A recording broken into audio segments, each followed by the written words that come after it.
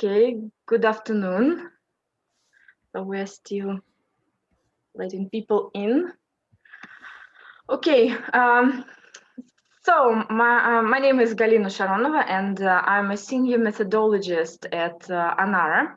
And welcome to our seminar on exam preparation. And as you remember, this February is dedicated to this tough and at the same time very nice and interesting period of exam preparation. Like we are about to finish with that, and still we definitely need some advice from experts, and we need to see what we can do to help our students.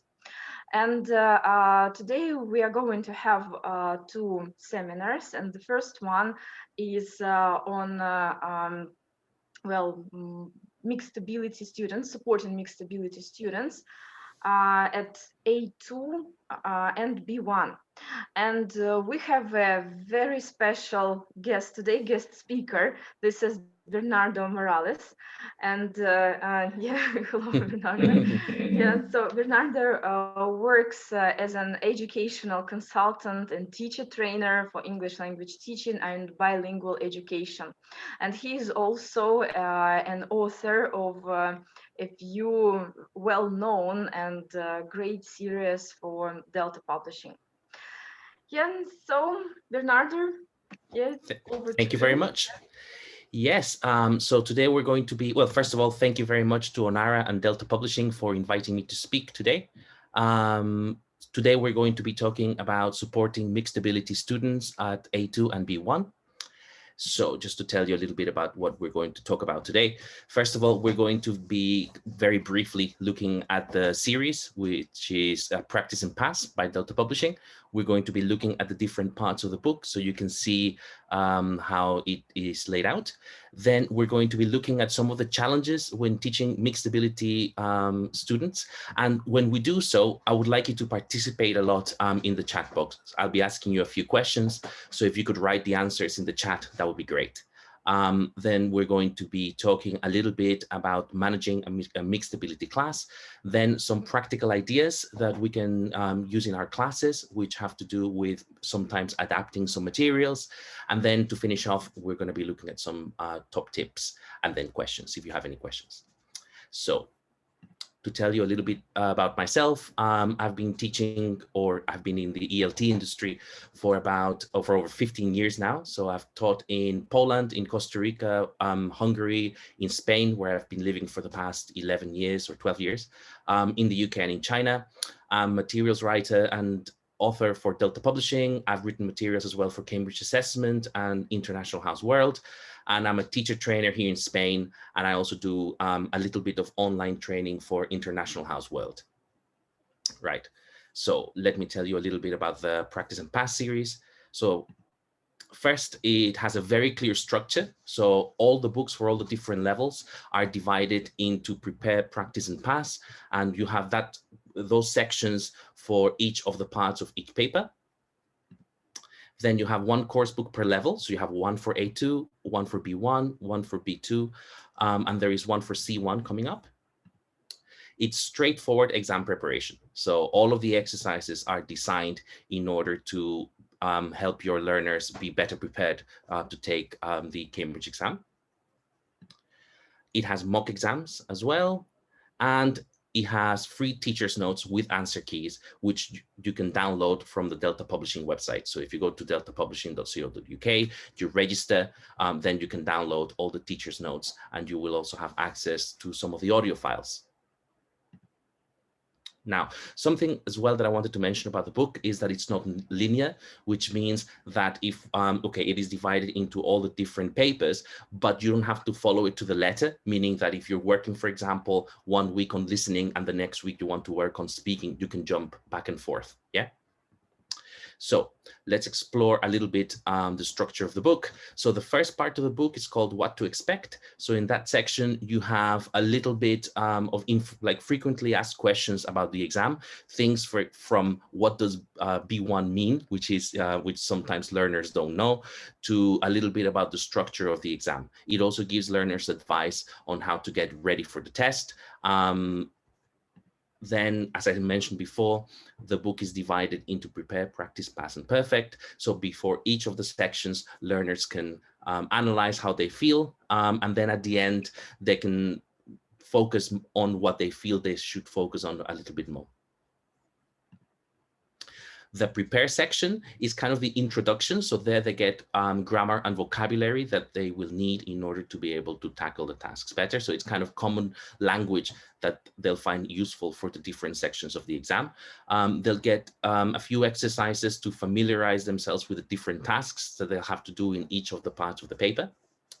And then they also have a little section on what they have to do, right? So it explains each of the parts of the test.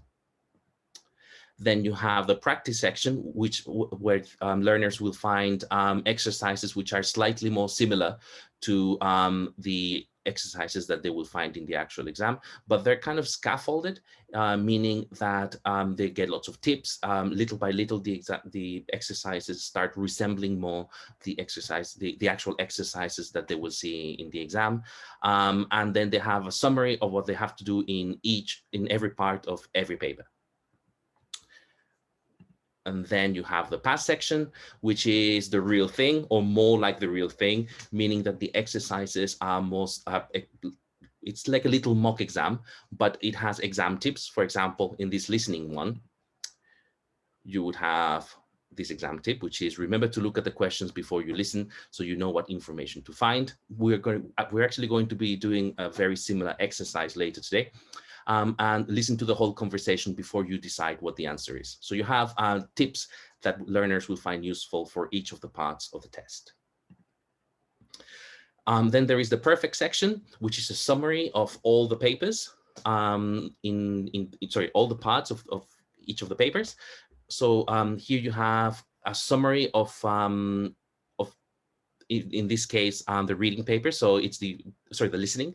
They'll have 5 listening papers. It takes 30 minutes. So you have like a summary of what the exam is like. And then you have a little quiz so learners understand what they have to do in each part. They also have they have like this section where they can write how they feel and what they have to do in each of the parts of the test. Then at the end, they have a section with useful phrases for each of the different parts of the test. So these are phrases that will come in handy in order for them to tackle each of the tasks. And they also have a section with extra advice. So that's something that is featured all throughout the book, and it's different tips for learners in order to be able to perform better in different parts of the test. Then there is a section with a mind map as well, with vocabulary, which is useful for different parts of the test. This is vocabulary that they should be familiar with, and it all comes from the vocabulary that Cambridge advises that learners should know for each of the levels. And then they have a mock exam as well, which they can do at the end of the course in order to feel more confident before they go and they do the real exam. Now, one of the advantages of this series as well is that both the teachers and the learner have access to all the audio files, which all they have to do is download the Delta Augmented app from the Google Play Store or the App Store. It's a free app. And then all they have to do is open the app, then point at the listening that they want to get from the book, and then they'll be able to get the audio files. So I made this little video just to demonstrate how it works.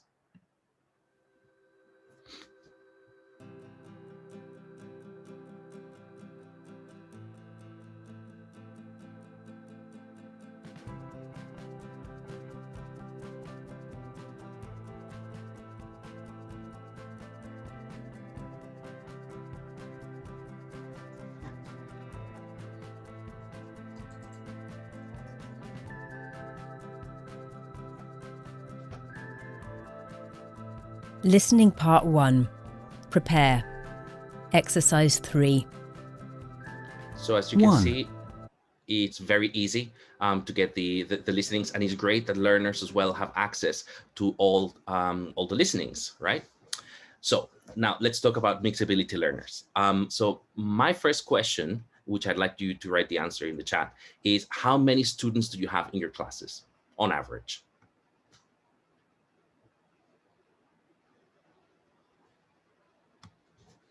So do you usually teach large groups or smaller groups? 4 to 5, 3 to 6, okay. 6 to 8, 1 to 1s, 8 to 12, 6 to 10. So we have a wide variety of answers. That's great. Okay, so how many students in your classes do you think have the same level?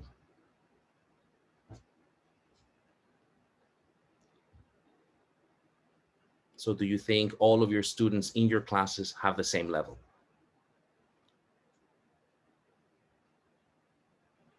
50-50?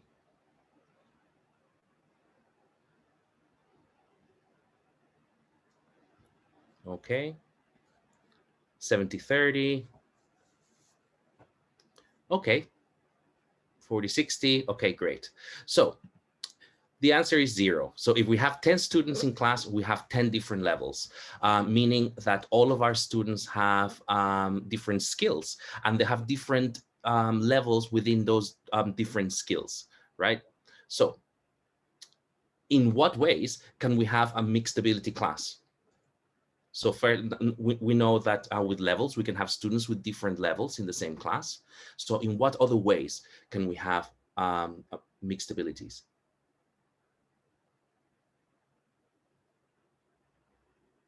If you could write the answer in the chat. Someone wrote, they're all a bit different. That's true. They're all a little bit different. Just to expand on that while you write the answer, yes, all of our students have different levels of ability in different things. So for example, there are some students who find speaking a little bit easier. There are some students who find writing a little bit easier, students who are a little bit better at listening. Different learning styles, that's true, yes. There are some learners, for example, who are more visual, some are more auditory, so some are more kinesthetic. Yeah, in listening, reading, and speaking, yes. Very good, thank you very much. Different paces of learning, that's true. Learners learn at different speeds, that's very true, great. So these are the things that I could think about. So as we said before, we have the level of English. So all of our students have different levels of English, meaning, as I said before, that some have, for example, a higher speaking level, some higher listening. So this can vary a lot depending on the individual. Then we have different levels of motivation. And this is very important. And this is also tied a little bit with age as well. So we see that, for example, younger learners and adults have different types of motivations, yeah?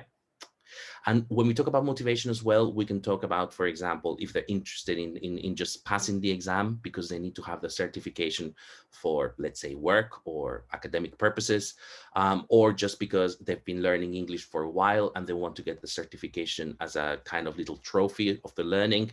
So there are certainly different types of motivation. We have different types of learner autonomy. Some learners are more independent than some others. Some learners need to get more support from the teacher, and some learners are better at learning by themselves and taking more responsibility for the learning. We have different personalities as well. Some people are more outgoing, some people are more analytical. So personalities, of course, play a part when it comes to their abilities in class. Different levels of confidence. Some students are very confident and they're very good at speaking. They're very outgoing. Some learners are a little bit more shy, perhaps, and they perform better in more passive tasks, like, for example, writing. Different interests as well. So some learners are more, in this case, would be more interested in languages. Some learners are maybe less interested in languages. And then we have types of student. We're going to be looking at different types of student in a second. And more. I mean, this is just a list of the different things I could think about, but there are certainly more things, like, for example, what Natalia mentioned here, different speeds of learning, different pace that we could think about when it comes to things that affect the abilities of our students in class. Now, when we talk about different types of student, what I meant was, for example, we have students who are fast finishers, right? So you give them a task and they do it very quickly. Perhaps they're a little bit less analytical than some students whenever they do the tasks, and they're less afraid of making mistakes, which is good as well. Making mistakes is a very important part of learning. We have students who are very good at speaking, We have students who are less good at speaking. We have students who are very outgoing. Some other students can be a little bit more shy. We have learners who perhaps are not very interested in English or in learning English, and they're only doing it, as I mentioned before, because they need the certification in order to study something or for work. There are also other students who perhaps are a little bit lazy and they want to pass the exam in this case, but they don't really want to do the work involved in passing the exam. Students who get frustrated, students who are very motivated, and students who are very strong overall. So we can have very different types of students. Again, these are just a few that I could think about. Now, there are some things I've heard in the staff room all throughout my career, and these are things that we're going to be talking about throughout the session. So in the real world, like, okay, previously we examined different types of students, different types of mixed abilities, but in the real world, we have these things. For example, we have the stronger students dominate in the class, yeah? And this is very common. If you're very good at doing something, of course, you want to show off your abilities, and we have that in class. We have students who are very good at speaking and outgoing tend to dominate. Then we could have also a few students who finish activities too quickly. So you go, for example, do a reading exercise, and then you have some students who finish the reading exercise in 5 minutes, and then you have other students who finish it in 10. We have the weaker students sitting at the back and disrupting the lesson. Strong students get frustrated if the rhythm of the class is very slow. In the class of 25, we can't cater for the weaker students because we need to cater for the average ones or the stronger ones, because it's perhaps easier to cater for the stronger ones if you have a very big group. Or that I don't know how to pitch my lessons. Should I pitch my lesson for the weaker students or for the stronger students? So these are things that I have heard in the staff room. And these are things that we can tackle little by little by sometimes adapting materials or changing how we stage our classes slightly. Now, we have these two statements. Weaker students need extra while stronger students need extra gap. So what do you think goes in those gaps? If you could write it in the chat box.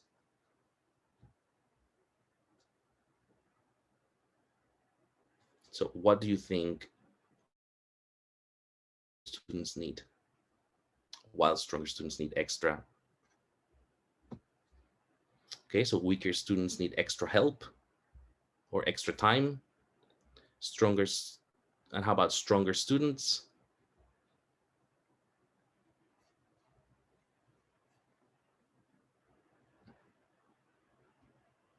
Stronger extra practice.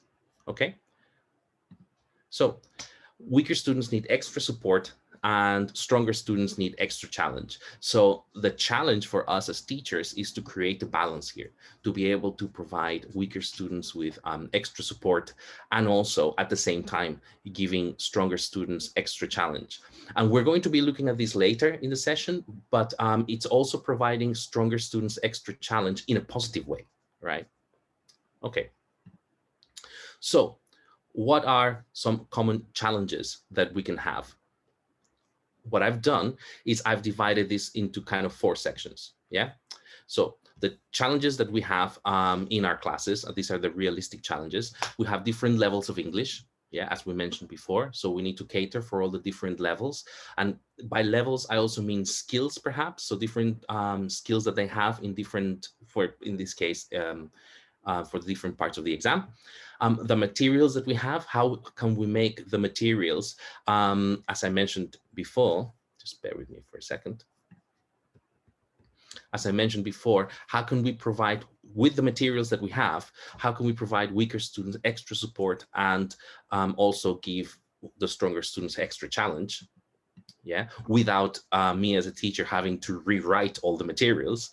How can we cater for everyone?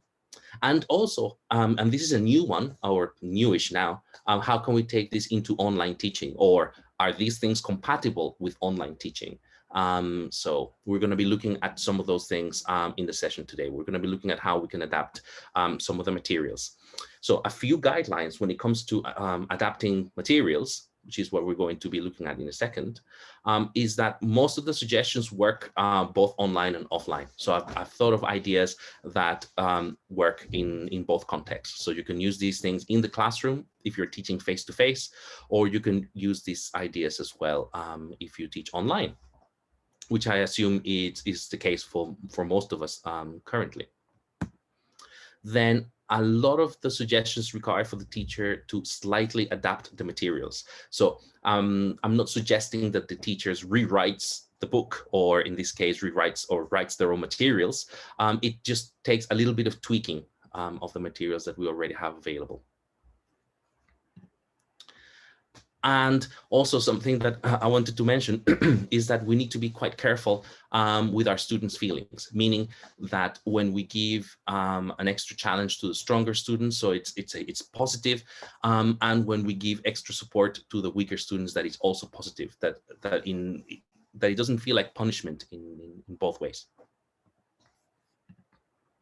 So first, I'm going to be talking about a few ideas to adapt reading exercises. And guys, if you have any questions throughout the session, also you can write your questions in the chat box, even though we're going to have a question section later. Okay, so this is a very common exercise that we see in different course books, not just in the Practice and Pass series, but we have gap fills, yeah? So we have different ways in which we can tackle these gap fills. So for example, in this one, we have a few questions. Let me have a look, just 1 second. We have 7 questions here where they have to write one word. So something that we've done in order to give extra support to weaker students is that we've made here 1 line per letter. Yeah, so they know how many letters they'll have or they'll need in order to find the correct answer here. So that's one thing that you can do. You can give them either the amount of letters they need or just the amount of words they need, just in case it's an exercise that requires for more than 1 word or 1 expression. One thing you can do as well with this is that you can give students the first letter. So just give them a little hint, yeah, before they do the reading. So in that case, you're giving the weaker students a little bit of extra support. They know kind of what word to look for and it would be a little bit easier for them. So for the stronger students as well, you could do this too. You could give this version of the exercise to the stronger students and this version of the exercise to the weaker students. So in that way, you'd be giving extra support to the weaker students and creating a little bit of an extra challenge for the stronger ones. Another thing that you can do is whenever they have to do multiple choice exercises. So in this example, we have a reading exercise and we have a multiple choice question or a set of questions.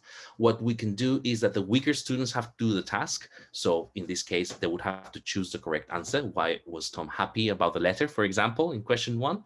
And the stronger students have to for the stronger students, you could do a different type of exercise where they have to justify why the other answers are incorrect, rather than why the answer that is correct. Okay, so it's a little bit of a stronger challenge for the stronger students. And that means as well that the weaker students can take a little bit more time to do the exercise, and the stronger students then have an exercise that would require more time for them. Yeah, okay. Another thing that is useful to do in class, especially to control times, and this is mostly to control fast finishers, is that instead of giving a time limit for the whole exercise, so just for example, here we have read 5 texts, choose the correct reason A or B, why they have been written.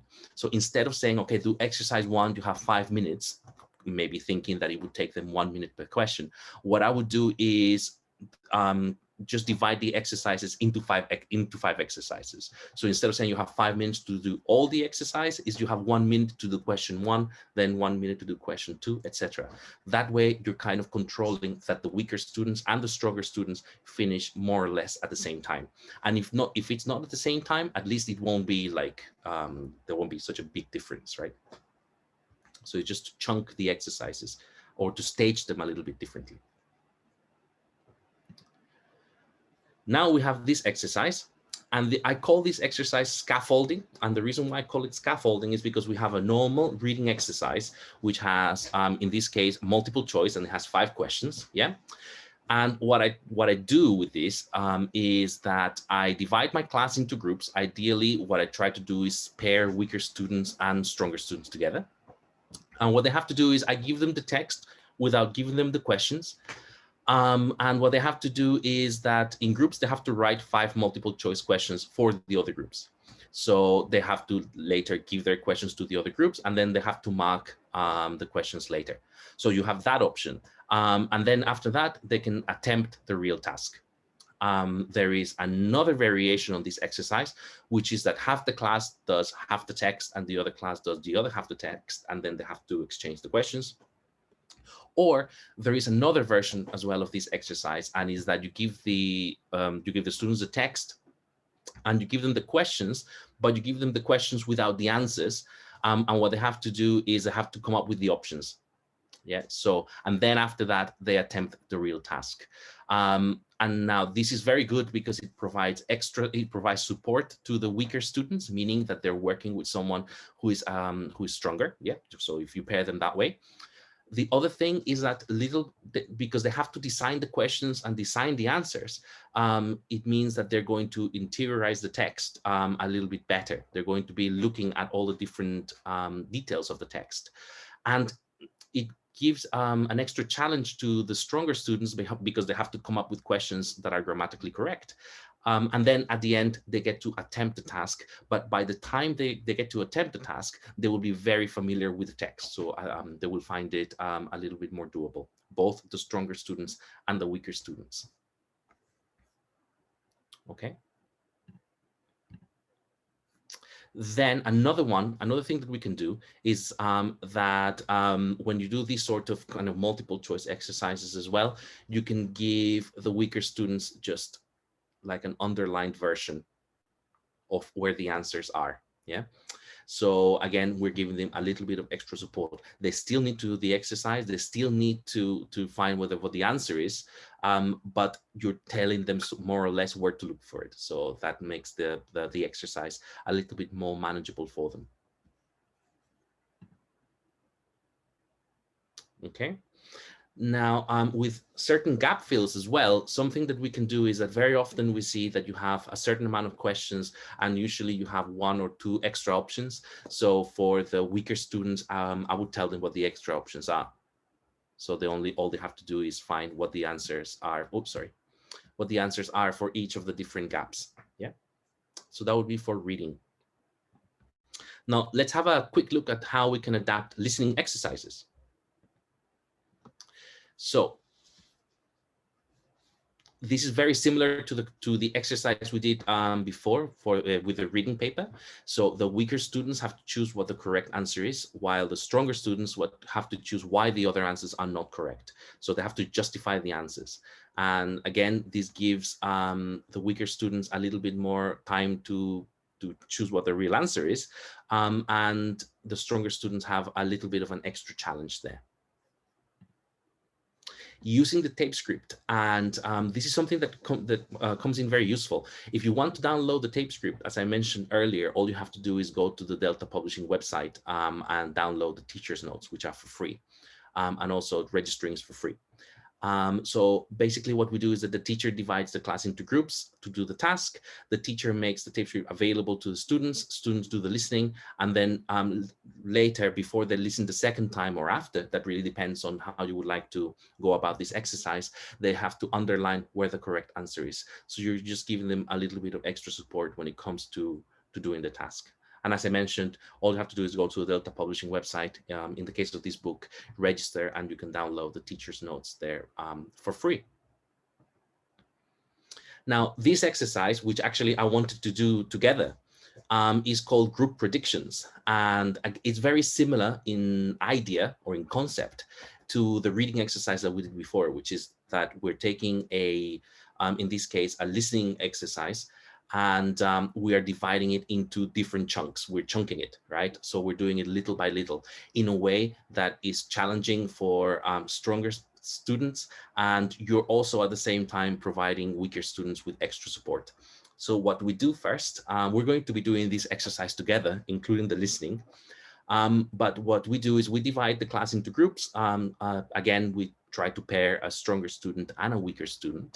Then in groups, first they have to guess what kind of information they need to fill the gap. So in the case of this exercise, we need to think perhaps whether it's a time or an activity or a number. Yeah. In some other exam levels, for example, in B2, perhaps in this exercise, you would be thinking about the part of speech that you would be looking for. Then after we've predicted the type of information that we're going to get, then later in the next task, or in the next stage rather, we need to predict what the answer might be.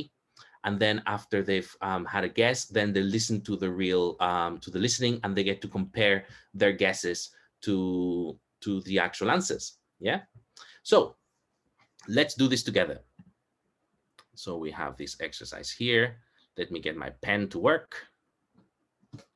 Let's see if my pen works. Okay, does it work?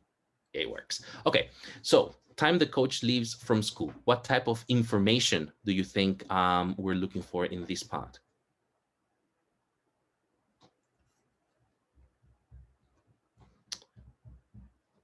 What type? Maybe a time? If you could write it in the chat, that would be great.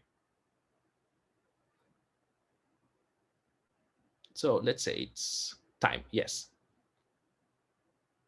So we have something o'clock, basically, right? So very good. Now, whenever, and this is something I also tend to tell my students, whenever it's something that it's so specific, like a time, it's very likely that we're going to get a distractor, meaning that we might get something like, okay, the coach or we planned for the coach to leave at 9 o'clock, but we're actually going to leave at, let's say, 9:30. Yeah, just bear with me so I can move the chat box a little bit here. Just resize this. Okay, so question number 2, we have choice of morning activities, Egyptian exhibition or exhibition. So what type of information do you think we're going to get there?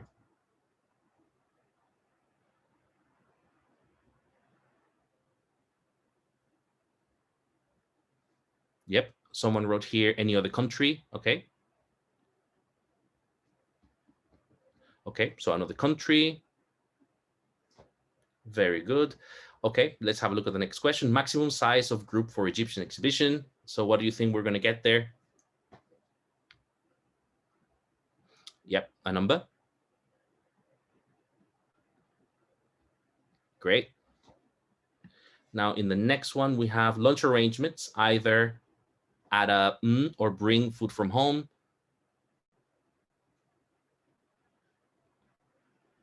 Okay, so cafe, that would be, or canteen or place. Very good. Excellent. What to bring with you, and swimming costume if needed. Okay. So Oleg wrote outdoor space. Would that be for lunch arrangements? Yeah.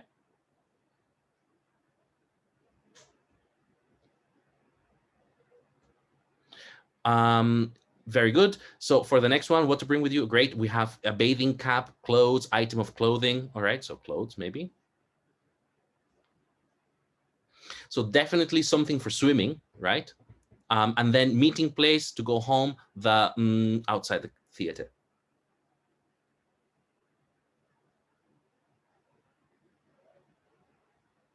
The what? The park, the place. Very good. Okay, so great. So now that we've done this, you know, before you do the listening, you know what type of information to look out for. So we know that, for example, for question number 1, we're looking for time. For question number 2, we said here country, but it could be a type of exhibition. Let me just bear with me. Let me see if I can get rid of my pen. Okay, so these were my kind of predictions before I did this exercise. However, I must say that I knew what the answers were beforehand, so it's kind of cheating, but there you go. The first one is a time, probably morning, because it's when the coach leaves from school. Then for the second one, a type of exhibition. For the third, definitely a number. Then for the next one, lunch arrangements, perhaps a place at the museum. Then what to bring with you, clothes, something for swimming, and then a meeting place would be a place. So that would be the first stage of this exercise. Okay, So now in the next stage of this exercise, we could guess what the answers are. Yeah. So what time do you think the coach will leave from school?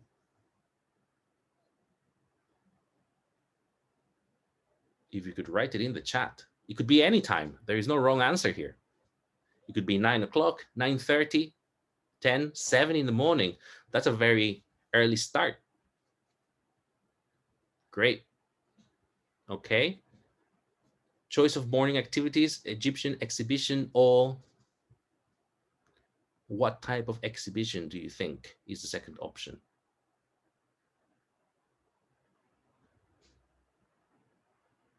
An art exhibition, great. Brilliant. How about question number 3? What do you think is the maximum size of group for the Egyptian exhibition? 20? 15? Great, there is no wrong answer here. Yeah, but okay, lunch arrangements either at a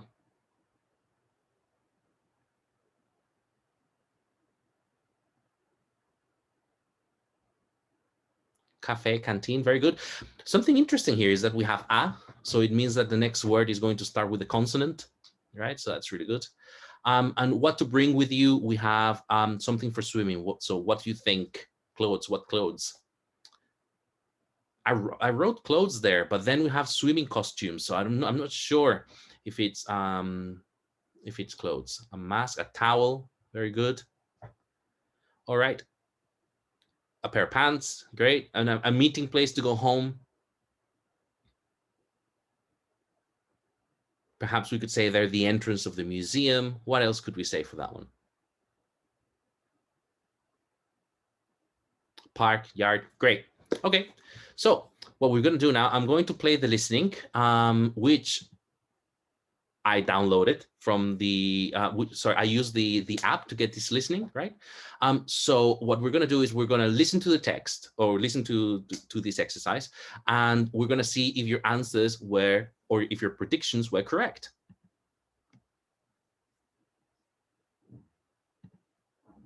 Listening part 3, Pass A. You will hear a teacher telling his class about a school trip to a museum. For each question, fill in the missing information in the numbered space. Listen carefully, everyone. I'm going to give you the final details for our school trip next Wednesday. Firstly, we are going to leave earlier than I told you last week because the traffic might be bad at that time in the morning. So please be outside the school by 9 o'clock instead of 9:30. The coach will not wait for any late arrivals. If all goes well, we should be there by 10:30. For the morning activity at the museum, you can choose either the Egyptian or the modern art exhibition. For the Egyptian exhibition, there should not be more than 20 students in the group. Please sign the list on the notice board if you want to go there. However, if fewer than 5 students sign the list, then we will have to cancel that visit. We have organised a very reasonably priced lunch at a sandwich bar near the river, as there were complaints last year about the prices at the hamburger restaurant.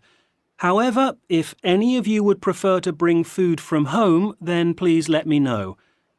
After lunch, you will be free to go around the town. You are allowed to go to the swimming pool, but you will need to bring your swimming costume and a towel with you. If you don't want to go there, you can visit the shops or a park. Is that all okay? Now listen carefully. The meeting place for our return will not be the coach park. The driver would prefer to pick us up outside the theatre in the town centre. So can we all meet by the fountain in front of the theatre at 5 o'clock? Again, please don't be late. The coach won't be able to wait there for long. So that's all for now. If you have any further questions? Okay, great. So as you could see in this exercise, first of all, we all kind of guessed the answers correctly, or at least there was a high percentage of correct guesses, which is really nice for students. If they guess and the guess is correct, then they always feel good. And also they get to really analyze the type of information that they're going to need in each of the gaps. I'm kind of impressed actually that our guesses were mostly correct. I mean, there were people who wrote 9 o'clock. There were people here who wrote as well an art exhibition. 20 was written as well as the number of students, the maximum number of students for the Egyptian exhibition, and a towel. So well done. Very good guesses here. So yes, so this is a way to, again, okay, it's adding a more stages to this particular exercise, which perhaps normally we would just play the tape and students would have to do. But in this case, they're getting to analyze the type of, as I said before, the type of information that they need for each of the gaps, which means at the same time that it's more likely that the answers that they will write are correct because they know what information to expect from the exercise. After that, if you want to, you can give them the tape script so they underline where the key information is. Something as well that I wanted to mention again is the fact, I don't know if you noticed, but for a few of these options, there were distractors. So in the first one, 9 o'clock, because it's perhaps a little bit easy for B1. You get that, okay, we're going to leave at 9 o'clock. Before we said we would leave at 10, but we're actually leaving at 9. So you get these little distractors in this exercise. Now, let's talk a little bit about adapting speaking exercises. So when we have these exercises where they have to talk about themselves a little bit, you can have extended questions for stronger students. So you put your students into small groups, provide them with the questions, but with an extra added difficulty. So in this case, for example, you can give them the questions, but they need to choose what the right answer or what the right option is. So when do you like watching or seeing TV? So they have to underline the right option before they actually get to do the task. So that's one thing that they can that we can do in order to add a little bit more difficulty to this exercise. Then here, we can give clues to weaker students. So in this particular exercise, which is speaking, they have to find the information. They have to find some information about their partner. So they need to make notes of the questions you use and here. So in this particular example, what I would do is I would give them the question word, perhaps, that they need in order to be able to form each of these questions. Similarly, in this type of exercise, which is for part 2 of the speaking paper, they need to think of at least one adverb or adjective that they can use to describe the words from exercise 3. Exercise 3 had it was about exercise, yeah. So they need to think of adjectives and adverbs for those words there. So you can give them a few options as well. So they need to decide to what verb or word those words go with. And then you can give them the actual task, the actual speaking task, where they would need to use the words that you gave them before, yeah? Right? So those would be little kind of ways you can adapt speaking activities. So now I wanted to give you my kind of top 5 tips when teaching mixed ability classes before we go into the question section. So tip number 1 is how we group our students. So normally we get into routines in our classes. So we tend to group students either with the same students because they're always sitting in the same place. So, and we always say work in pairs. So you two, which means that people always end up working with the same person. So something that I like to do is to change where students sit. So then we can vary the groups or just vary the groups depending on the exercise. Another great thing that we can do before when we're planning our classes is that we can decide how are we going to group our students. I know that that is not always possible because, I mean, sometimes students don't come to class. So that would be challenging in this particular, if we do that. But it's a good way to think about what we're expecting each of our learners to be able to produce in each of the exercises or the tasks that they have to do. So it's important to vary how we group our students. The second thing that I actually started doing in most of my classes is to give a time limit per item rather than per exercise. Meaning, unless, of course, the exercise, unless we're doing kind of a mock exam where they get all the timings in the actual test, If we're doing exercises from a prepare section or practice section, then I tend to give time limits per item, and that is to ensure that students more or less finish doing the exercises at the same time. This is particularly useful with young learners, but it's something that I also tend to do with my adults. And again, when we do this, then students kind of know that they have to focus on each of the questions rather than the exercise, which at the same time, I think makes the exercise a little bit less overwhelming for them. For example, if we look at an exercise like this, we see that we have 8 questions and we have loads of multiple choice questions, so it can seem a little bit overwhelming. So I think it would be easier to say, okay, guys, now you have 1 minute to do question 1. Yeah, now 1 minute to do question 2, that kind of thing. So in this case, perhaps they have to read a longer text in order to be able to do the questions. So perhaps I would ask them to read the text beforehand, right, with a gist question, and then they would get to do this exercise with a time limit. We can also do that type of thing with these type of exercises that are a little bit more open-ended. Now, pay attention to the weaker students. That would be tip number 3, rather than the stronger ones. And I don't mean don't pay attention to the stronger students. What I mean is that when we have a class of 15 people and then we have stronger students that dominate the class, we tend to interact with them. And I don't want to say ignore the weaker students, but because they're not participating, we interact less with them, which means that at the end, or by the end of the class, we cater for the stronger students, perhaps not paying enough attention to the weaker ones. So maybe a good thing to do in our classes is to nominate the weaker students, to give them opportunities to be able to speak in class, to be able to or to show off their abilities a little bit. So to cater for them, for the weaker ones. Now, tip number 4 is, to a certain extent, let them choose what they want to do. And I wrote here as much as you can, because obviously we need to cover material.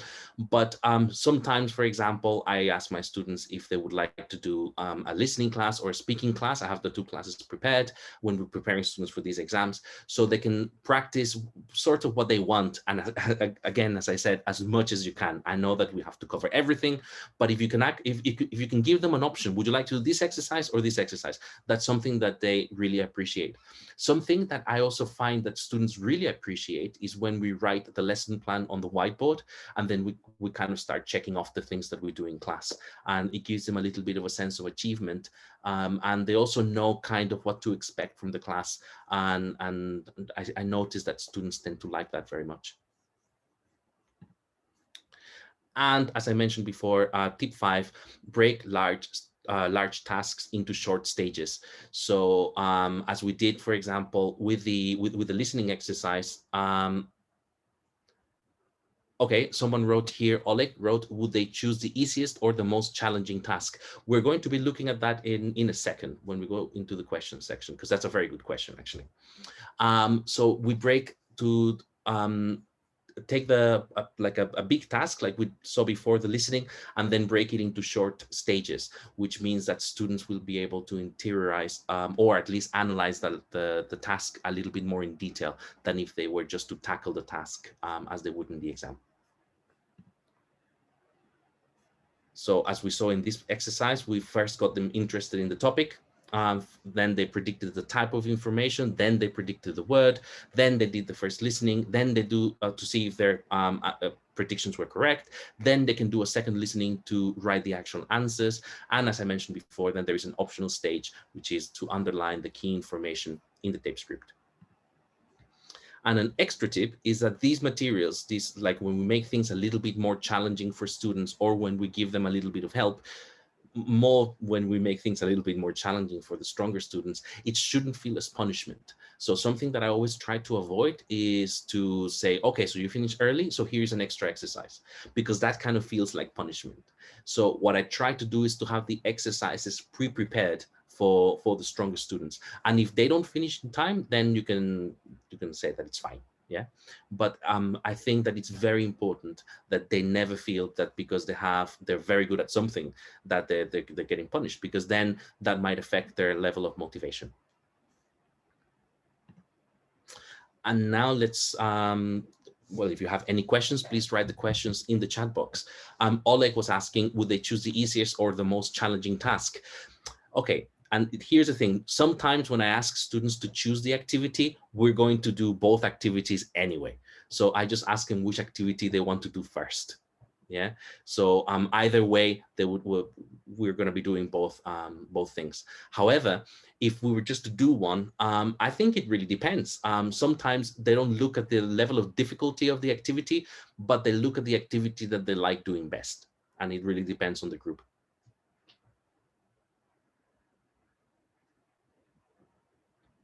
Do you guys have any other questions about today's session?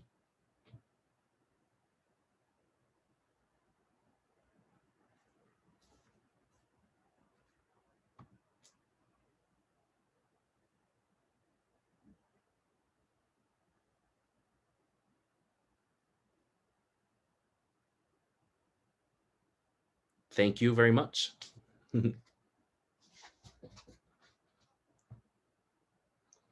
Just something I wanted to add is that, as I mentioned all throughout the session, this is not a matter of advantaging weaker students and punishing stronger students. It's just to find a way to be able to cater for everyone. So by the time that our students go to try the exam or do the real thing, so they're all prepared and they can show off their abilities the best way that they can.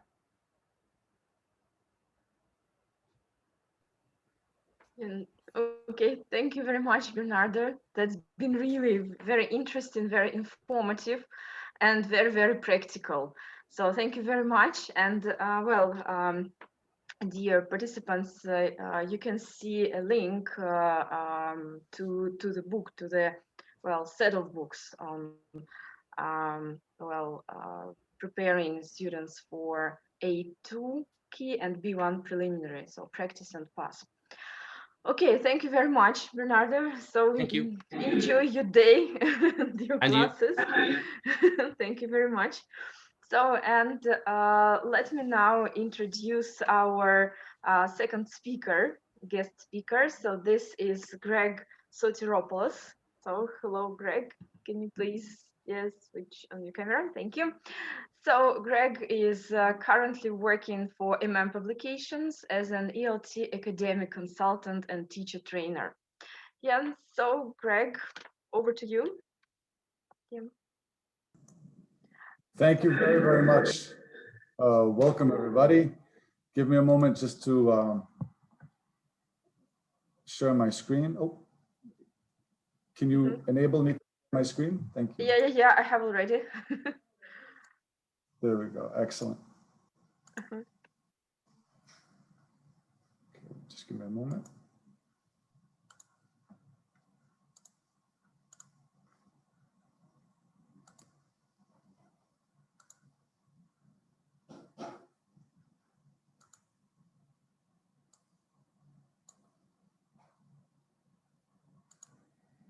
Okay.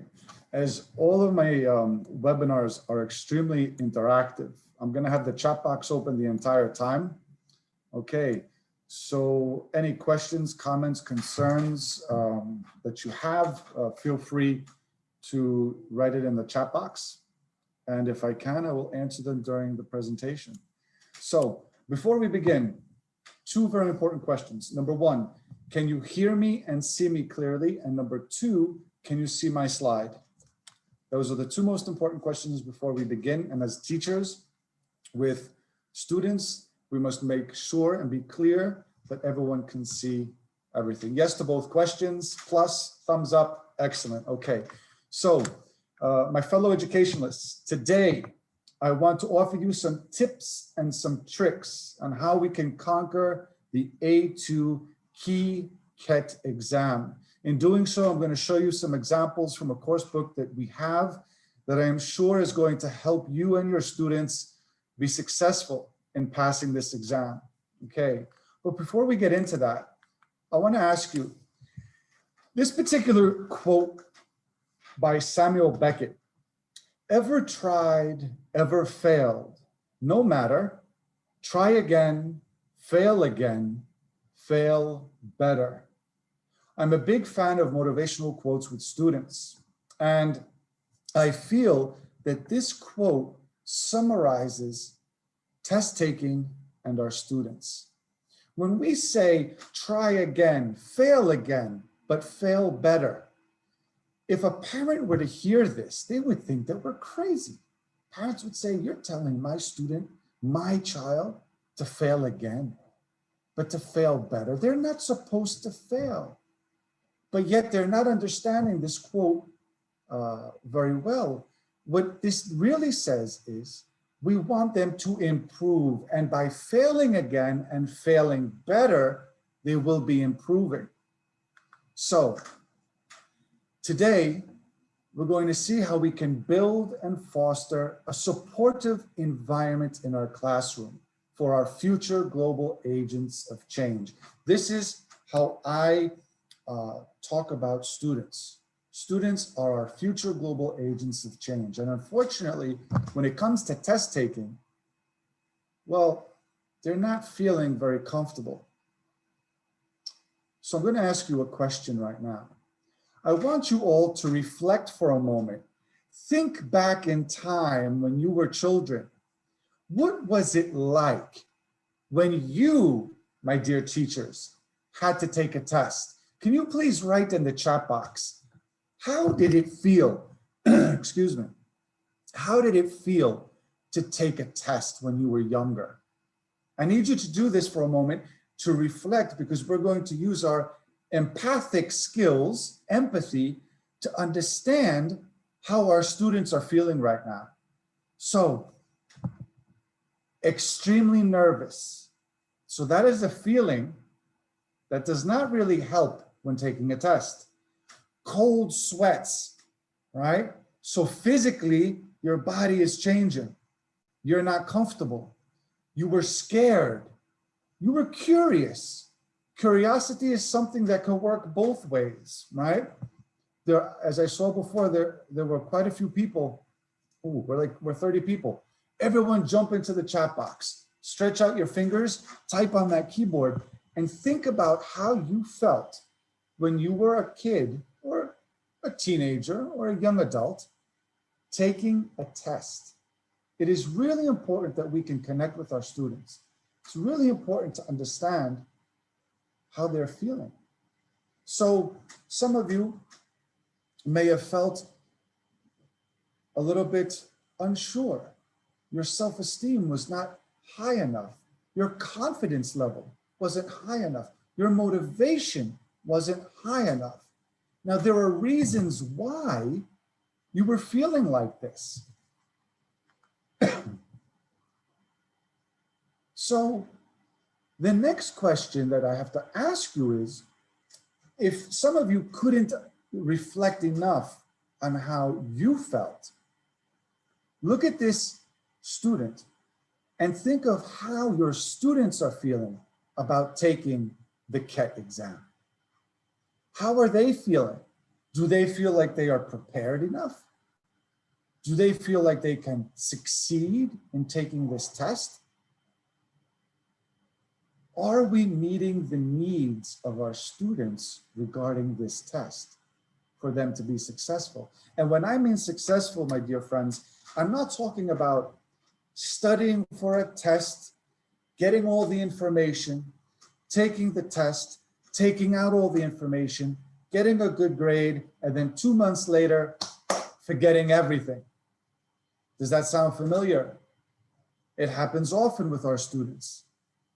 We want them to be prepared for a test, not only for the test, but to retain the knowledge and the information for later on in life.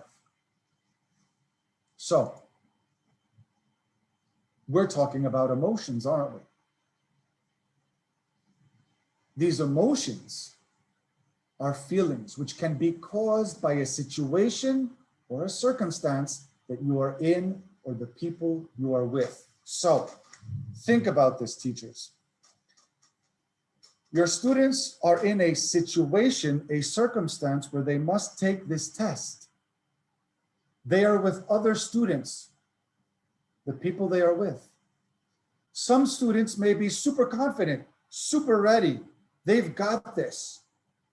That doesn't help the students who felt like you felt, with cold sweats, extremely nervous, scared, timid, unsure, not confident enough.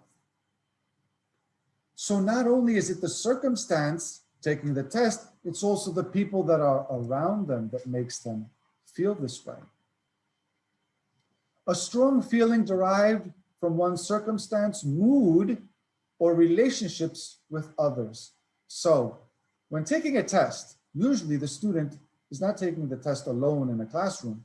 They're taking the test with other students. Therefore, there must be respect. Respect among peers, among friends, among students, so that they can all be successful in taking this test. So, two key emotions come into play. The first is fear. Fear has two meanings. Teachers, which one do you choose to teach? To forget everything and to run, or to face everything and rise up to the occasion? Which one do you choose, dear teachers, for your students and for yourselves? Which one of these would you choose? To forget everything and run, fear, or face everything and rise? The second one, right? Number two, excellent. Now, let's look at this emotion for a moment. Fear is an innate fight or flight response. Say that 3 times. It's a tongue twister. Fight or flight response, triggered whenever we feel physically or emotionally or mentally threatened by something or someone. Sometimes we feel fear towards things that we are not supposed to. Now, are you ready for this? We feel fear towards failure, towards uncertainty, towards emotional vulnerability and loss of control. And this is what's happening when they take tests. Yet they shouldn't fear this, because this fear keeps us from taking risks, from challenging ourselves to say, you know what, I'm gonna do better. I failed, no worries, I'll do better. I'll fail again, I'll fail better in the next test that you give me, teachers. These practice tests that you give me, right? Going after what we want. And teachers, what is it that your students want? What is it that your students want when taking the KET exam? What is it? Can you answer that in the chat box, please? Don't be shy. Come on now. Answer in the chat box. What is it that your students want taking this test? What is it? Just to get a piece of paper? To go show it to mommy and daddy and say, look, I got the piece of paper? What is it that they want? They want to feel that they have succeeded. They want to feel that they have succeeded. So what happens when they feel the success? Happiness, right? To be proud of themselves. Yes, excellent answer, right? To have this self-esteem, their own self-esteem, inner self-esteem rise. So the emotion that we need to cultivate, the environment that needs to, the emotion that we need in this environment, in the classroom, online or face-to-face, is to have happiness be among our students. It is the first core emotion that we have as human beings. It is a sense of safety and security that our teachers give us, not just parents, but teachers give this sense of safety and security.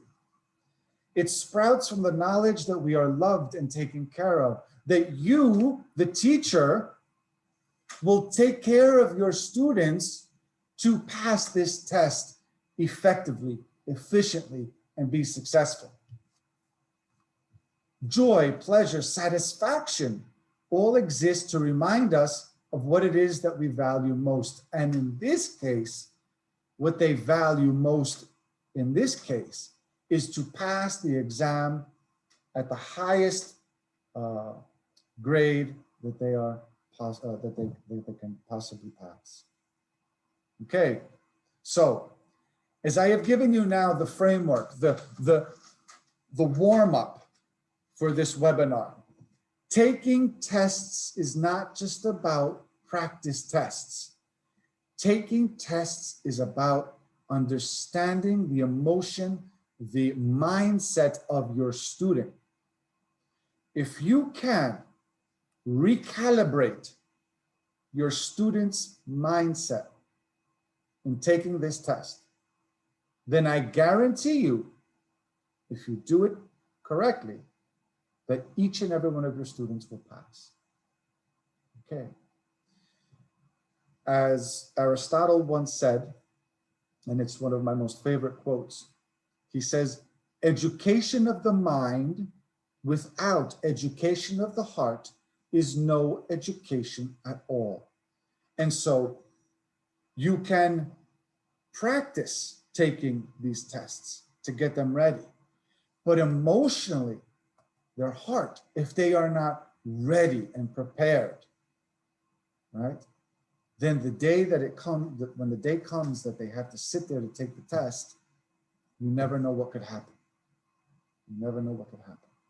So I'm going to be showing you now tips, hints, tricks from our A2 Key course book that after this webinar, I am sure that you will understand that using this book, along with nurturing their social emotional well-being, that all of your students will be successful. So let's jump right into it. Knowing is half the battle. Now this quote is from what is this? Admit.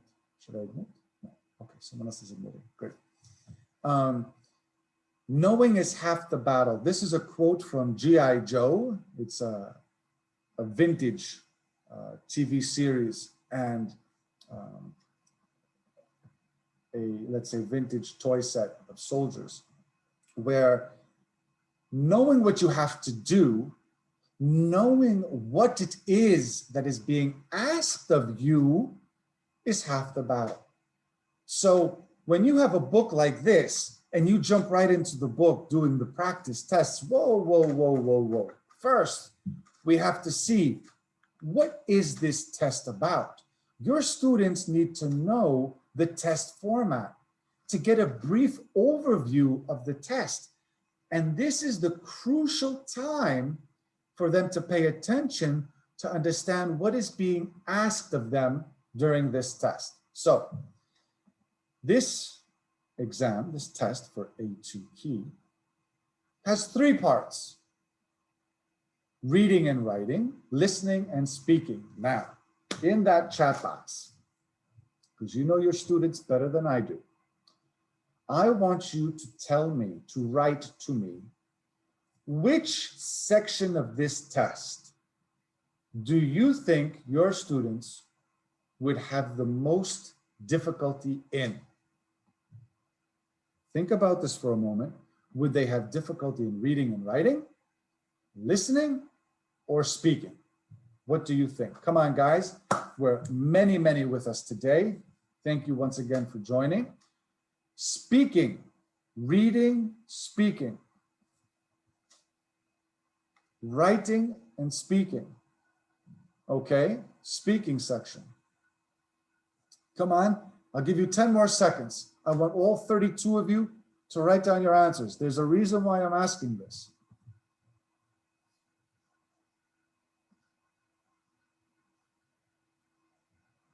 Speaking, writing and speaking, listening. Not the favorite. I want the most difficult. What would be the most difficult section for your students? So far, 1, 2, 3, 4, 5. Most of you are saying that speaking is going to be the most difficult. writing and speaking. Think about this for a moment.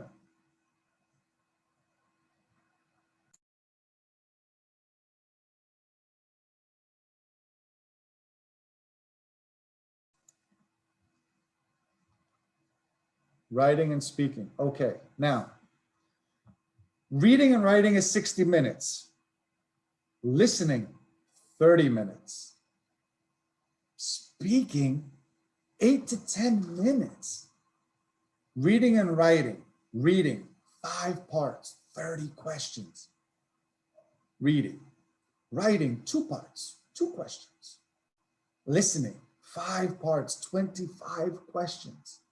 Speaking, 8 to 10 minutes, 2 parts, led by someone like myself, an examiner. So, if we break this up logically, speaking has the least amount of time, and there's only 2 parts with an examiner.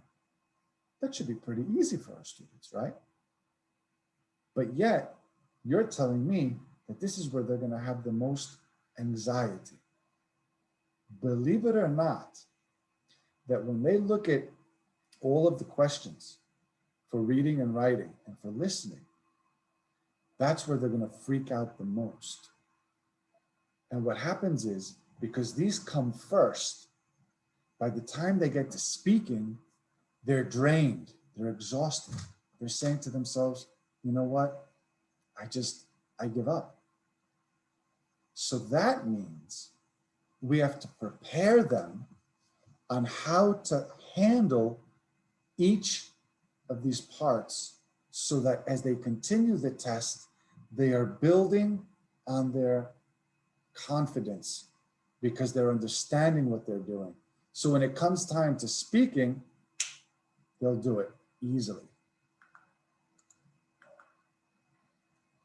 So what we're doing is we're giving them this overview. And when we have reading and writing, we take the time with our students to discuss and to analyze these 5 parts. And the most important thing that I would suggest focusing on is the format. The format of each part. Part 1, excuse me, questions 1 through 6, right? 3-option multiple choice. Now, when dealing with multiple choice, it's great when we have 4 answers. 25% chance of success, failure, it's up to them. When they're 3-option multiple choice, it's 33.33333%. So we have to show this to students, right? Part 2, multiple matching exercise, in which candidates must match 3 descriptions to 7 questions. As we finish the format and explain what each one means, then we go to content and then to the focus columns. Okay. In the next section, listening. So we have the reading and the writing. In listening, the first thing we tell them is that the recording will be heard twice. Students sometimes don't know this. Students sometimes forget this. Repeat, repeat, repeat. Okay. In doing so, once again, we go from format to content to focus. I'm going to show you examples in a couple of minutes. Then we have the speaking. Part 1, part 2, format, content, focus. So this is pretty straightforward. You explain the overview of the test to your students. You make sure that your students know what the test is about, so they're comfortable. There are no surprises when they're going to take the test. And so when in the course book, when we go through the overview section, the next page is the training section. The training section for your students, for each part. So when we train, we exercise, right? When we exercise and we train for well-being, we do a warm-up, we do our exercise, and then we do a cool down. The same thing happens with this, with training for this test. Okay. And why did we put this word training? Excuse me. What does training mean? What does training mean to you as a teacher when it comes to English? We can talk about it when it comes to exercise. But what does it mean when it comes to training for this test? It refers to educational development and activities created to enhance the knowledge and skills of students while providing information and instruction on how to better perform when taking a test. This is what we're going to do throughout this book. We are going to train your students to continuously improve, to grow, so that when that time comes for them to compete in this exam, and who are they competing against? They're competing against themselves. That they are going to do the best job possible when the time comes for them to do the test. Okay. Now, as I show you the first page of the training section, do you see, if you could write in the chat box, do you see something here in this page of the training section that will help your students right away? What do you see here that will help your students immediately? Can you write it in the chat box, please? I want to see how observant you are now with the slide. Take a look at this right here, this page. What is it that will help your students right away in training for this test?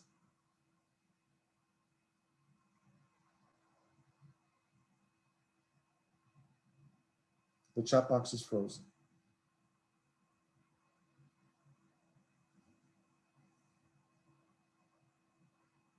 Is it the exam description? Is it where you would find this text?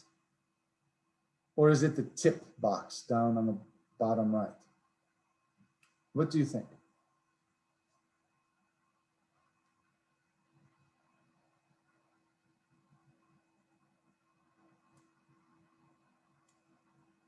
Okay, the little helper, right? The tip box. Okay, yes, the tip box is the first thing that will draw the attention to the students to help them, to assist them, right? So let's take a look at this tip box, okay? The first question is, where would you find this text? Now, there are 5 questions. 1, 2, 3, 4, 5. On this page, there's the first 2. Okay. Here are the other 3 on the top. Okay. 3, 4, and 5. So going back, where would you find this text? Read the texts. What kind of texts are they? Write 1 through 5. We have notice, sign, and advert. Now, we have the tip box, and it says, you can get a lot of information by looking at each text carefully. Is it a notice? Is it a sign? Is it an email, etc.? Where would you find it? That's a wonderful tip that we are giving our students. But my dear teachers, it goes beyond that. Students need to understand what is being asked. So the direction, read the text, what kind of texts are they? They have to understand what notice, sign, and advert means. Now, I'm going to ask you a question. You have 5 seconds to answer this question. 5 seconds. I want to see that chat box flying if you can. How many answers 1 through 5, right? So they have to write 1, 2, 3, 4, or 5 in those boxes. How many answers are there for notice? How many answers are there for notice? Teachers. Thank you. Very good, Oleg. How many answers are there for sign? Very good. And how many answers are there for advert? Now, this may seem very silly what I'm asking you, but think of your students. Your students, not to be confused, need to be told specifically 2, 2, and 1. So that if they are, if they know that one of these 5 is definitely an advert, and then they go to another one and they get a little bit confused. For example, if they see one of these here, 3, 4, or 5, and they say, well, I think it could be an advert. It can't be because you already have the answer for an advert and you're sure 100%. So that doubt that our students have is removed. Okay, so that's 1A. 1B says, where would you find the text in activity 1A? So wait a minute. If they didn't understand 1A, then they're going to have difficulty with 1B, right? This is why it's very important to make sure your students comprehend everything that is being asked. Match them with the options A through H. There are 3 extra, there are 3 extra options which you do not need to use. Which words helped you decide? Underline them. So yes, it is the elimination method. Students need to be taught strategies on how to take tests. Each test is different. Okay. So here, students must first understand what 1A was about, and then be able to decipher, decode, eliminate those 3 which do not need to be used. Now, we have a tip box. Again, we have tip boxes in almost every single page of this course book. If the text is an email or a text message, ask yourself, who wrote it? Why did they write it? Who is it for? Now this tip is for number 2. Why is this person writing? Read the text message and answer the questions. For a student to answer these questions, they must understand the text message. Hi, Lisa. My cousin Tony and I are going camping next weekend. Do you have a tent I could borrow? Borrow. Ooh, what does that mean? I don't know. The student does not know what the word means. That means that right away, their confidence is going down. That means right away, they're fearing them, they're doubting themselves. Fear is settling in, making a mistake, unsure of themselves. Oh no, cold sweats. Relax, take it easy, don't worry. This is why you do full review months before with many practice tests and activities on the micro skills and the macro skills of the language to make your students comfortable, okay? So we have these questions of who wrote the message, who is it for, who is going camping, who might have a tent. And so in giving this activity right here, number 2, what I would suggest is to have an open discussion, to show a little video from YouTube on some people camping with a tent, to see it live, to ask students, have you ever gone camping before? Have you ever borrowed something before? To start using the vocabulary in everyday context so that students can use their realia their schema theory in past experiences to bring it to the table now where they are learning.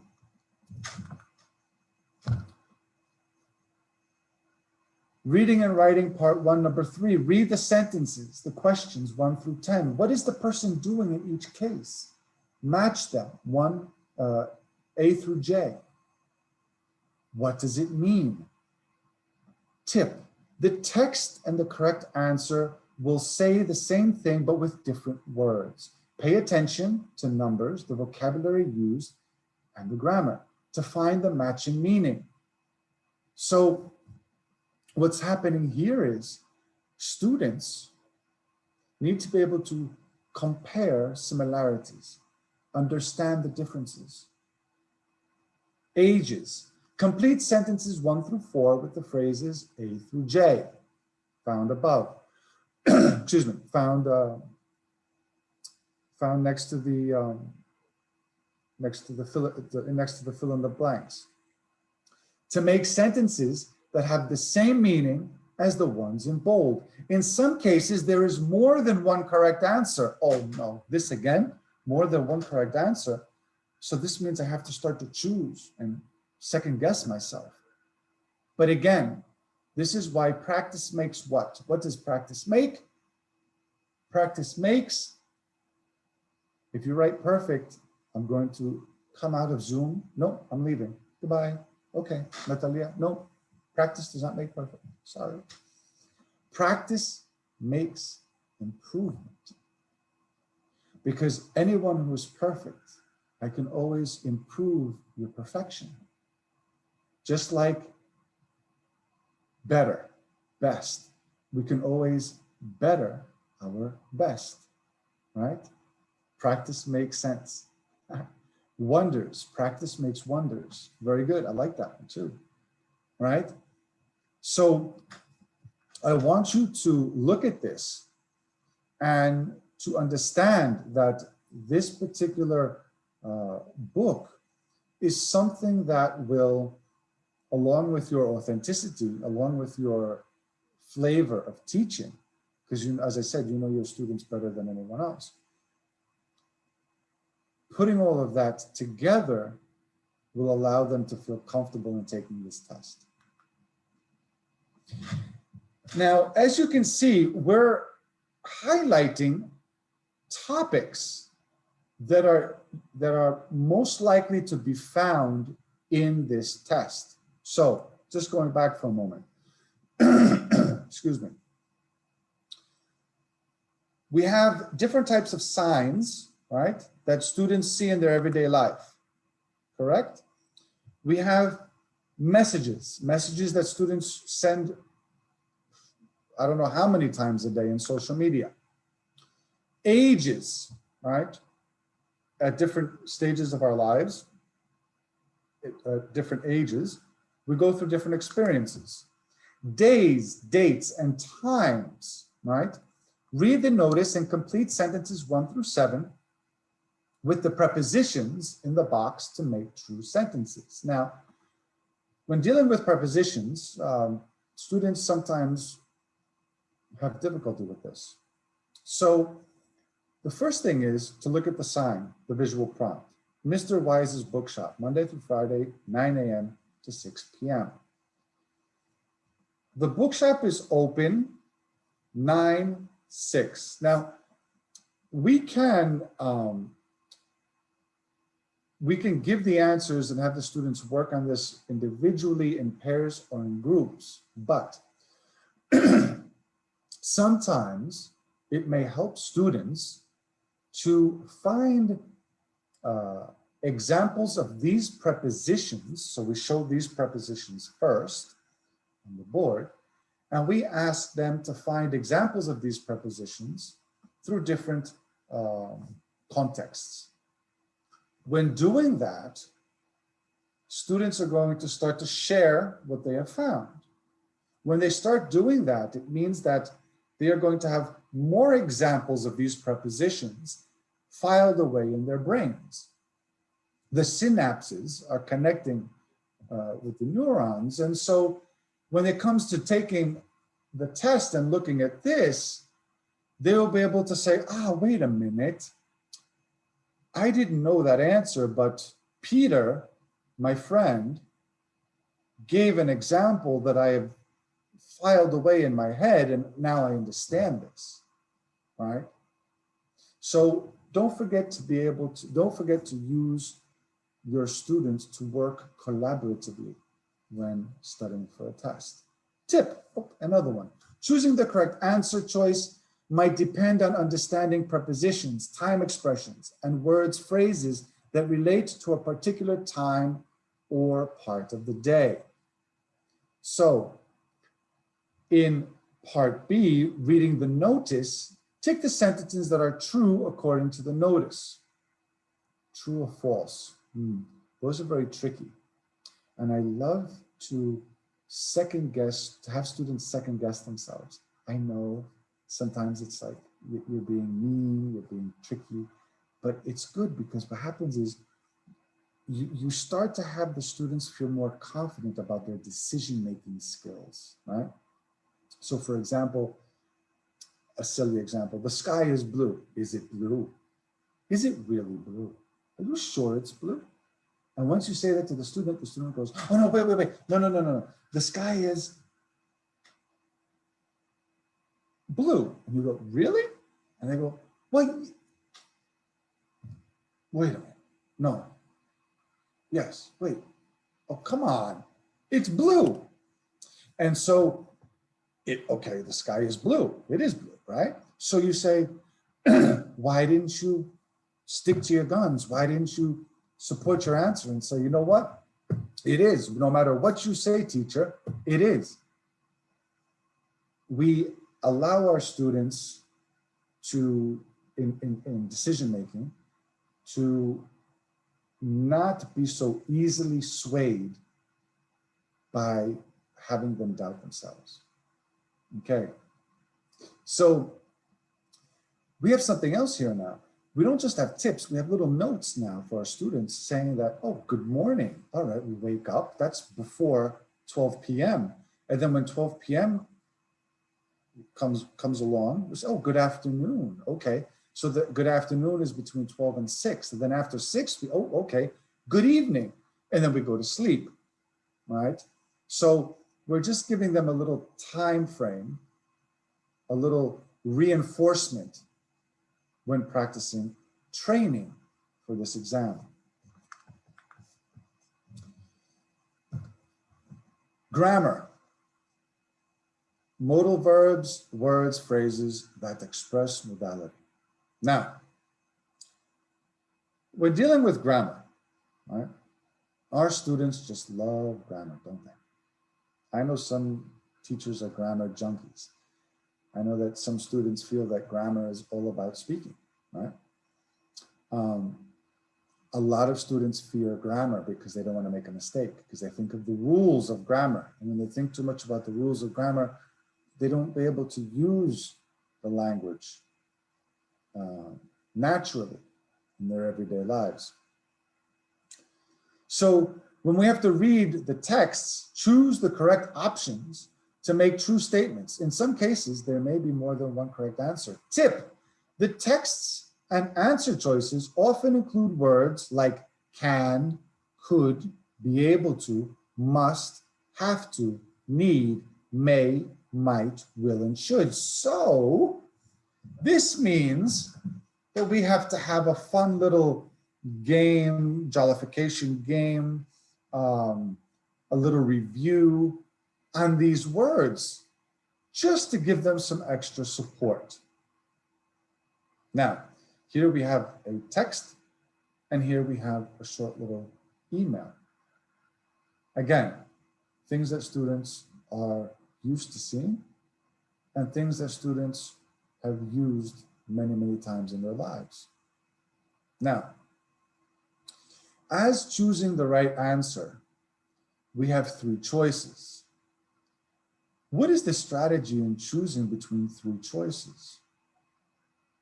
Well, one of the 3 is definitely not right. And that is the one that we usually find right away. And then comes the 50-50 risk. And that's where fear starts coming in. 50-50 chance.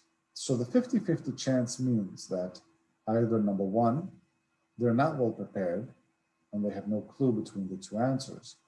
Number two, they had an idea of the right answer, but now they're second guessing themselves. Or number three, they're looking at the person next to them and they have a different answer than them.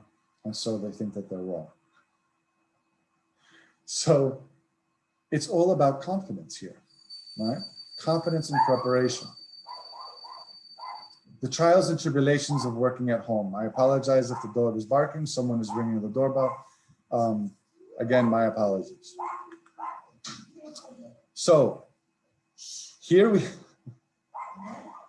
have the training section for reading and writing part 1. I'm giving you food for thought, bits and pieces. Give me one moment, please. I do apologize.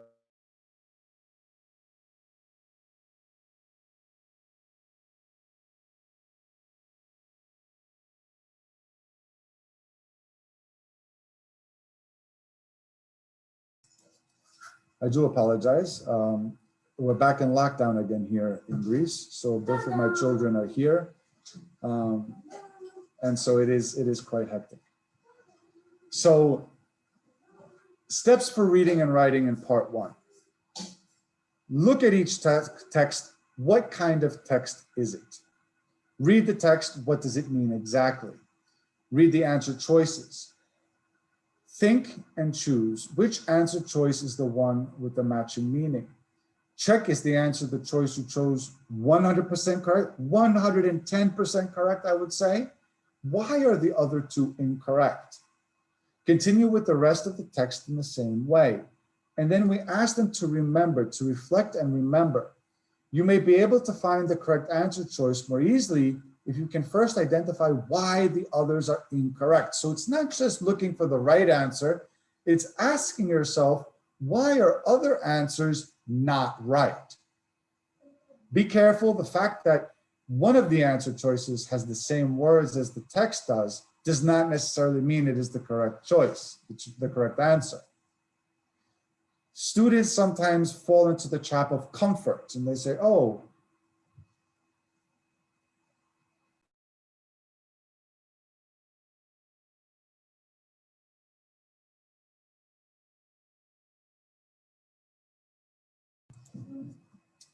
again, my apologies. You won't lose points for wrong answers. Aha! So answer all the questions, even if you're not sure about some of them. Now here is very, very important to explain to your students that no questions should be left empty. Okay. So exam time. For each question 1 through 6, choose the best answers A, B, or C. Here are some of the examples. And as we continue, students begin to look at this and they say to themselves, now wait a minute. This is a little bit more difficult because as the test continues, there are parts of the test, like a roller coaster ride, that are a lot more challenging than others. And so when looking at these parts, we have to tell ourselves, ask ourselves, okay, where would my class, because each class is different, where would they become, let's say, less capable of handling this exam? In the reading and writing for part 2, it's important to understand, I'm reading the tip, both the questions and the information in the paragraphs. The ideas in the questions will be expressed in different ways in the paragraphs. Therefore, it is important to have a wide range of vocabulary and to know how grammar is used.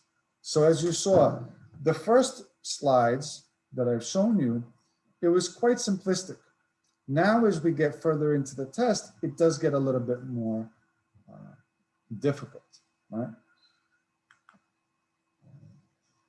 Choose the answer choice, A, B, or C. Which is the correct answer to each question? Why are the other two answer choices wrong? So knowing the why is very important.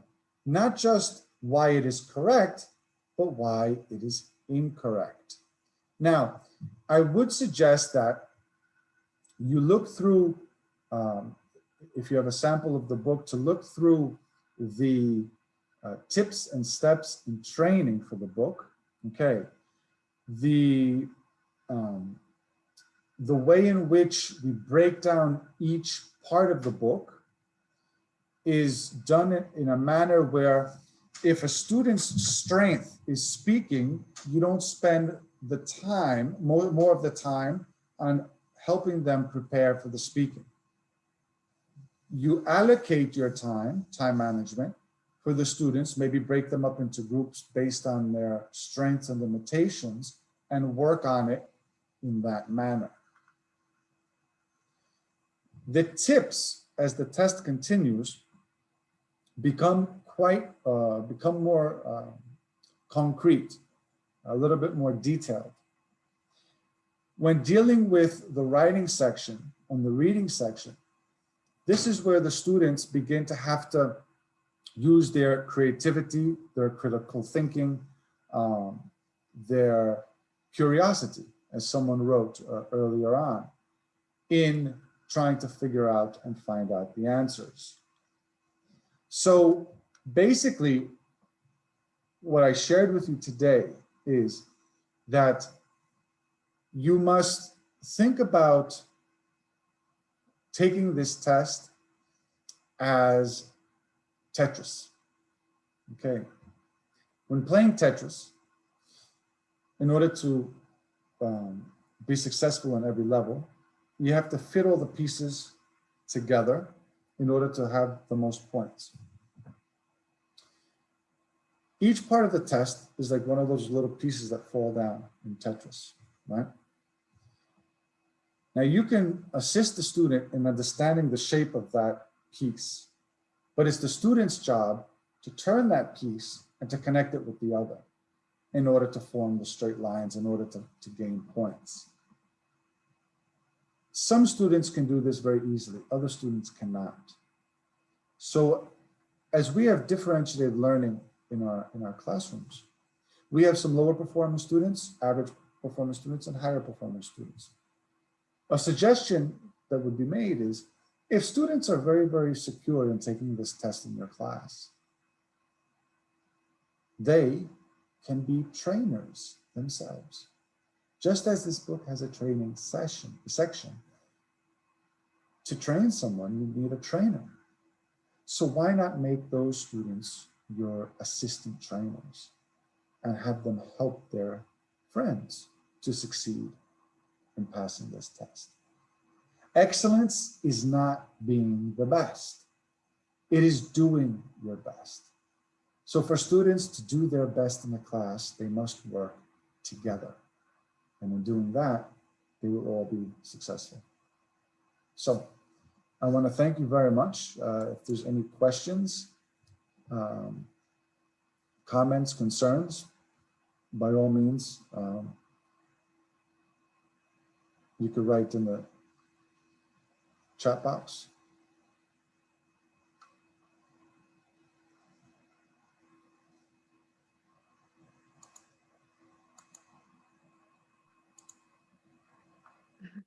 There seems to be no questions. So thank you, Greg. Yeah, in the chat box, you can see again link to the book, which is published by Publications. This is Go for A2. Yeah, and you can find more information about the book there, and you can order it there as well. Yeah, thank you very much, Greg. Thank you. Yeah. So, well, last but not least, let me show you just a couple of slides. So, first of all, as this is the month of exam preparation seminars, we are offering a special discount. It's 50% discount on the books which can help you prepare your students for exams. So, and then also we are going to run two more webinars on exam preparation.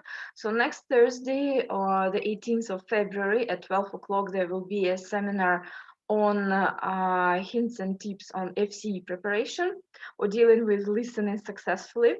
And on the 25th of February, there will be one more very interesting and inspiring seminar on IELTS preparation. So we're gonna have a guest speaker. There will be Alex Walls, and he will be presenting on lexical frameworks for better responses. Well, if you have any questions and if you would like, well, if you were shy to ask your questions in the chat box, yeah, don't worry, because, well, you can send your questions, your comments here. You can see our contact details. Yeah, so thank you very much again. Enjoy your day, enjoy your classes, and hope that your students will have great results. Yeah, so thank you and see you next week.